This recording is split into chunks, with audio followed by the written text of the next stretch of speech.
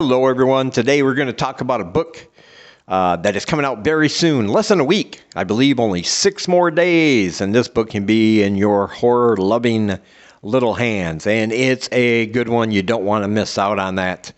But first, as always, I want to remind you that I have some books, and they are all in one place. So if you want to check out the link down below, you can pick up copies of all 5 of my books. You can see them over there, I think.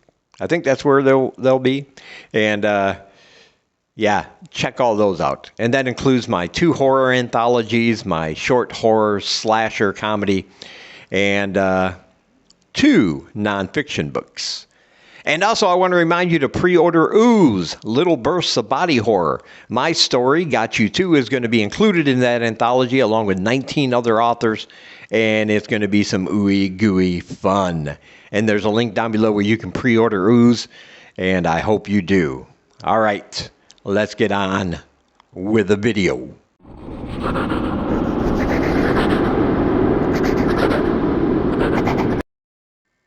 All right, so the book we're going to be talking about today is called Briardark by S.A. Harian. A while ago, I did a video telling you about 3 great horror books that were coming out, and I said at that time I would do my individual reviews as the day is getting closer for their release, and this is one of them. This is coming out, as I said, in about 6 days, and there is a pre-order link down below if you want to pre-order it, and I think you should. Briardark is a great mix of cosmic horror, lost in the woods horror. Well, maybe not lost. Kinda. They're kind of lost, though. And it's about a research team led by Dr. DuPont, Sienna DuPont. And this research team is going out into an area of the woods that has a reputation. People go in there and they disappear. They don't come back. But about 30 miles into the woods, there's a glacier, and they are going in to study this glacier. This glacier is melting at a rate that it shouldn't, and they want to go explore, find out why, and hopefully discover something. They're all scientists, and they're looking to make their mark in the scientific community. But on their way in, strange things begin happening almost immediately. At first, it's just a feeling, but they think, well, we're in the woods. We know the reputation of these woods. Our mind's just starting to affect us there a little bit, making stuff up because woods are spooky, right? But then they find a dead body hanging from a tree. Yeah. So, unfortunately, before they can really study it, that body disappears.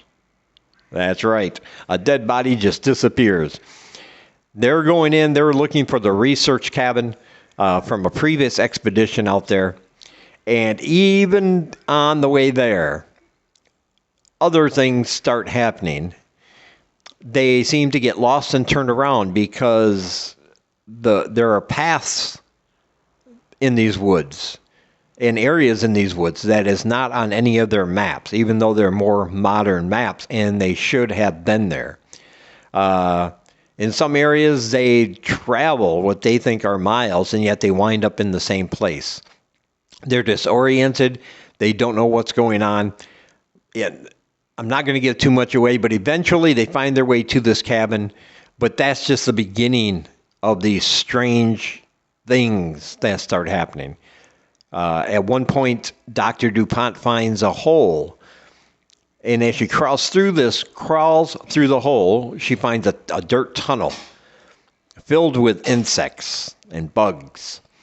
But on the other end is a secret room, and there are certain things in this research cabin and in this room that are going to try to tell them a story about what's happening in those woods, and why they probably shouldn't be there, although they don't know that at the time.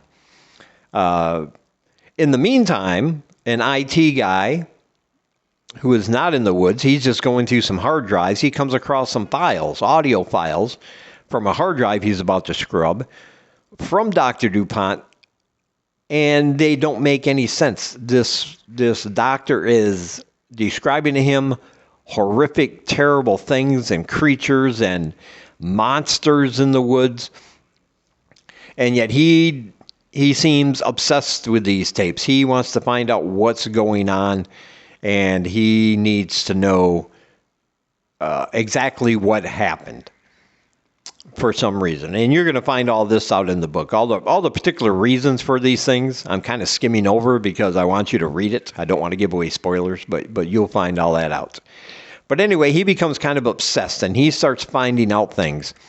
And he soon realizes that this expedition is in danger, that there is something going on, that even though this research team is out there at that time that he's listening to these audio files are coming from the research team. So how can that be? There is something happening. And so he decides to go look. And with the help of some rangers, they set up in an area in the woods, a little park ranger encampment building. And no matter what they do, they cannot find this research team. They send a drone in.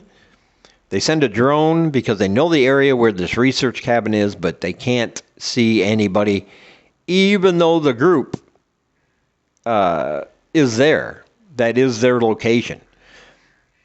So is there a rift in time and space? Is there a veil hidden behind the area, this area in the woods that they can go through and come back? All those questions are going to be answered, most of them, because here's the good part. This is the first book in a series. And so this book is going to end with kind of a cliffhanger, but it's a good cliffhanger. And the next book is slated for it to come out early next year. And you'll definitely want to pick it up. I'm going to be first on the list because I have to know what's going on after they kind of figure some things out. It's not like this book just ends with no answers to the questions. You do get some, but you're not going to get them all because it's setting it up very nicely for the next book. But there are dangerous, horrifying things in these woods. There are areas that man was not supposed to see. Man is not supposed to be there. And somehow this team that is looking for them cannot find them. It seems like they just disappeared off the face of the earth, although they are actually right there in the cabin experiencing these things. The dead body that disappeared, the glacier they went to study that all of a sudden just melts, which would be impossible normally. Areas that you can go into and maybe not come back. There's one particular instance, and I don't think this is too much of a spoiler, it's just a scene in the book, but there's one particular instance where the youngest research team member, he disappears. They don't know where he is. They're panicking because they can't find him. A couple days later, they recover him, but it's been more than a couple days for him. He is old now. He has a long, unkempt beard, straggly long hair. He is malnourished. He is skin and boned, and he's mumbling and chattering about things that don't make sense to them at the time. And they're going to have to find out exactly what happened to him, because obviously for him it was more than 2 days, more than a couple days. And these are the kinds of things you can find in this book. They're all very, very terrifying. I loved every minute of this book. Every page was something new I was looking forward to, and I can't wait to get to the rest of this series. And you should definitely pick up Briardark. There is a pre-order link down below at Amazon if you want to do that. Also, be sure to check out all my links down below. I got links for my books, my social media. You can sign up for my newsletter and all that good stuff. And as always, I want to say thank you for taking some of your time, spending it here with me. I really appreciate you guys watching.